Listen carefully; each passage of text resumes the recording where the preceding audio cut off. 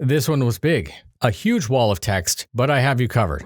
Hello YouTubers, this is noobifier. This one took some time to digest for you. On the 10th of November 2021, CIG released the very long-awaited Q&A for server meshing. They did this at noon Eastern Standard Time, and as much as I do like being super quick for you, it's a remembered stay. My parents are over, a bunch of other stuff. So, to analyze this word for word down one layer is fine, but to go deeper, it does sometimes take a little bit more time to research, and that time is never wasted on you. And please consider sharing, as over 50% of all the views are viewers who are not subscribed. We already had a 1 hour long panel during CitizenCon on this subject. I have the original, I have my summary, and I have this Q&A linked up for you right now for your research. This is likely the most important subject of the discussion in the past 2 years, and according to the Q&A, the next 2 years as well. There was a comment that was posted and discussed in noobifier Discord, and I'm going to summarize it very quickly to frame the rest of this video. CIG stopped putting hard dates on development due to running over timelines in the past. It burnt them.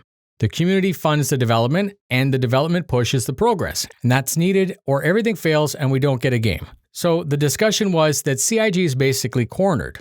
They need to provide enough progress to keep people happy, but they also must realize that if they published actual timelines all at once, it would likely stall the funding and possibly kill the game. The observation was made on how very specifically they answered the questions having to do with when. When questions are answered in a specific quarter target, but very deliberately worded quite vague. And this is terribly smart as they're on the verge of the yearly funding drive. I feel that that perspective in context was both interesting and foundational to understanding our expectations within this document. We all know that when with CIG is actually whenever it's released, and I'm not going to be expecting these dates to be any more locked down than any others from the past. We move on with the first of 19, which is the most upvoted question, when? They said without unforeseen complications between Q3 and Q4 2022, so after October, but before December 2022. There are always technical complications, so what are your predictions? Do you feel that they're going to hit the mark on time, or do you feel that this is going to get pushed over? Comment your comments in the comments. And the next question was, what is the current state, and what's holding everything back? They said that it's not as simple as it seems, as they've been adding backend support since 2017, which was never meant to be part of this game engine. CSOCS and SSOCS were foundational, and they needed to do those before server meshing can be added, and this we've known for quite some time. They did say that progress and work is very advanced. Entity authority and authority transfer are needed, which allows control over many individual servers to push them towards seamless persistence. They recapped that the replication layer and persistent streaming are the parts that actually synchronize all server persistence. Then we have static and dynamic server meshes, but this is not the final mesh state. They estimated that deep into 2022 for static server mesh, and then they're going to address the true mesh through the dynamic mesh. It's called a mesh because it can scale based on load while being synchronized. The question, how do you plan on managing a large ship? Would it be its own dedicated resource? And they said that dynamic meshing will allow this to operate as a complete dynamic server, being responsible for that one ship. But they did say that this will still scale based on the process speed and server cost, based on how many might actually be on that ship. And I'm going to read a little bit into their statement this way, that you could have a Javelin with 2 people on it, or you may have a Connie with 60 people on it. And because of that, the rule would be based on the dynamic need rather than the specific ship. We carry on with their confirmation that the sweet spot is and always will be the goal, and they will be renting server space as more processes are needed to support our playable experience. The question, how many players will be able to see each other in outer space, and what's the maximum that you're planning for? Their answer makes sense, as they can't actually tell us until they make it, and that depends on each situation. But the takeaway from their answer is that it's unlikely that 100% of everyone will be able to see everyone all the time. They said that engine and VFX optimizations will help, but having every player in one shard going to the same place as every other player in every other shard will not result in everyone being there at once. There will be an amount of culling. They would like to increase the player count, and they want to maximize the simulation, but they will hit a limit where playable frames cannot be rendered, and of course there are other issues which may not be accounted for yet. So they answered this question by saying that they don't yet know, which I think is fair within the context. The question was, if I make a moon base, will my base be reflected on the other shards? And of course, once base building is added with the server shards, your land claim will be the same on all shards. Your constructed assets will be replicated on all shards. One shard is going to be the active version of the base, and the others will be seen as a read-only with immunity and doors locked. I don't know how I feel about this because I don't personally feel that this lives up to what was said by Chris over the years. I understand that there's a limit to everything, and when I first heard the pitch, even I, as a techno-imbecile with no development knowledge, I was like, oh, really? Everyone, everywhere being able to interact with everything at once. Cool story, bro. Let's see it. They did end the answer by saying that they're still working on how to do that, but that answer sounds a little bit far-fetched. I have a land claim and I build a base. Only the people in my shard can interact with my base for shopping, reloading, repair, or perhaps even attacking it. Anyone in another server can see it, but that's just like being on RCorp. It's just there. And you see why I'm a little bit disappointed by that answer. Comment your comments in the comments. The next question was, is the true end goal one single shard for all players? And they answered, yes, that's the goal. But no, it's not likely to be possible because of physics. They will work to make regional shards of shards and expand to get closer, but it will not and cannot function exactly like that. The seventh question, will the economy of the universe be independent in every shard or will it be joined? Global economy will be replicated through each shard. All players will see the same price with the same options throughout. Depleting stock of something in one will result in the stock being depleted in all at the same time, or close to real time. Question 8 was, what will prevent large groups of blue versus red ending up in an echo chamber? And by that they mean over and over again in the same shard all the time. Players will be shifted around within their region each time they log in. Many small shards in parallel will naturally prevent or limit the situation where the same people are in the same place at the same time all the time. Future matchmaking will also adjust in balance to ensure that semi-diverse groups is a normal state. Reputation, criminality, and other factors are going to be used to set where you log in based on what's already in the server. So if you were a good guy and there was a server with a whack of bad guys, they may put you in there instead of dumping you in a server with nothing but good guys. Will your character and ship always be in game where you've left it? They use the words stowed and unstowed to describe entity states based on their streamed state. If you put something away and leave, and nobody's in the area to interact with it, it's streamed out.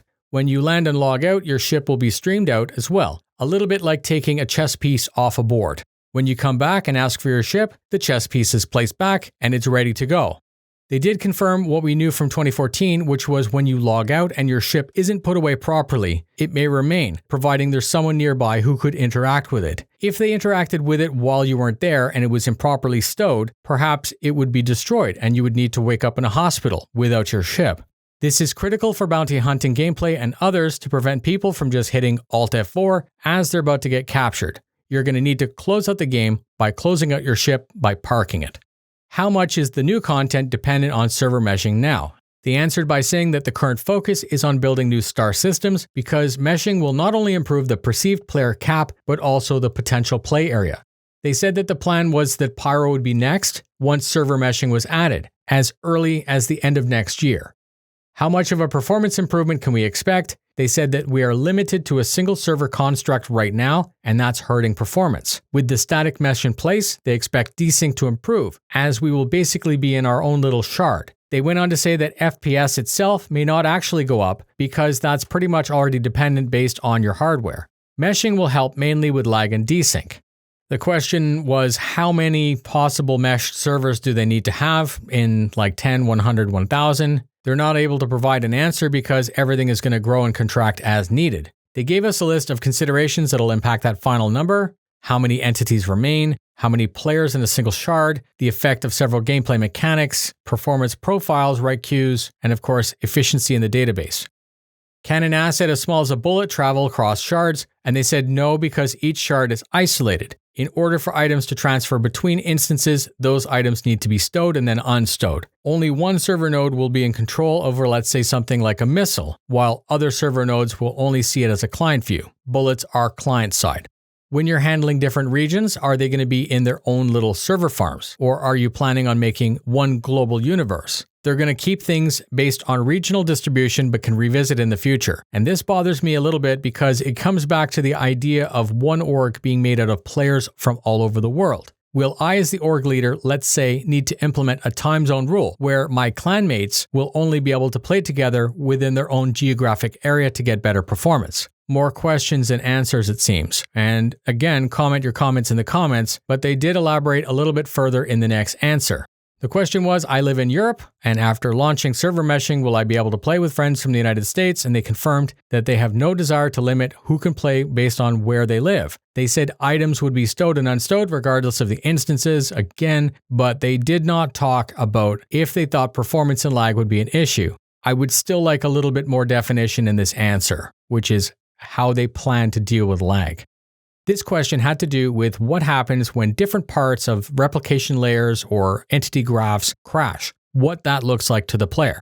They needed to preface this answer with information that the replication layer itself isn't a single server node, but it's also scalar. So from our perspective, the replicant node is the most important as it won't suffer a catastrophic failure all at once. It is, after all, replicated and where the record of everything is. They say it's quite lightweight as it doesn't perform any compute tasks. If the client crashes, the client will remain connected to the shard and the simulation will hang out for a little bit. It'll replicate and recover via the entity graph.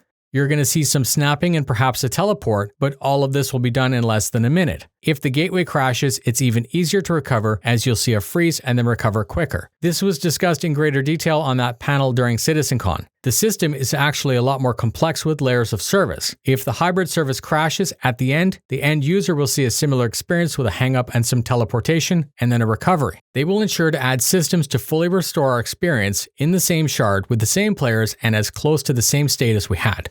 The question had to do with that there was a lot of talk on the panel about which nodes have write authority, and they said that each shard had its own unique copy of the universe of stored and unstored items like outposts, minables, harvestables, and they would transfer this between shards, or at least be available across the system. Obviously, things like doors opening and closing won't be replicated because that wouldn't make any sense in the context. But if I start to deplete a resource on my server from a particular area, that will also be depleted on others. Question 18 had to do with a party moving through quantum and how that would be handled. They did say that things would be addressed in advance, including the number of nodes allocated to the simulation. If players jump together at the same time to the same place, they will arrive and be placed in the same server within reason. Unless, as I said before, they're larger than a single instance, like for example, 12 javelins full of players decide to jump at once. The servers will balance and the cost will be adjusted. They're going to first implement a static mesh and then work towards how to manage the load in the future. Question 19 had to do with the size of the data traveling around the world and whether or not that would add latency to our experience. So this question had to do with global lag based on how much data is traveled, and I think it's very important. Ping and server tick rate are going to dictate how good or bad the performance is. But just because two players in the same geographic area doesn't guarantee that their latency will be good. They did say that in general, distance and ping are related, and normally players choose what server to connect to based on good or bad performance based on where they are. They're aware that a single player with very poor latency can actually muck up the entire server, and they can't do very much about that in the short term. Slow entity streaming can result in assets and locations not appearing, players falling through floors, ship delivery times being longer than expected. This would have to do with assets not being replicated quickly, but they do plan to address this huge data transfer in the future. The entity graph being worked on by Turbulent is scalable cache as part of a fully scalable system. They want to ensure that periods of very high activity won't cause this layer itself to tax the system, so timing will not be tied to a server tick rate, and this is going to be done to spread out as much as possible any negative effects on our client experience. So that's it. As much as I try to be accurate in my summaries, I do acknowledge that I'm only human and I can make mistakes in my interpretation. If you have anything to add, please do. I'm going to gladly read and answer anything you post up for us. The original, as I said, is linked in the description. This took some time to work through, so can you please help me reach a wider audience by sharing it to a friend, group, or org mate? Thank you very much for spending your time with me. Fly safe, and I'll see you in the verse.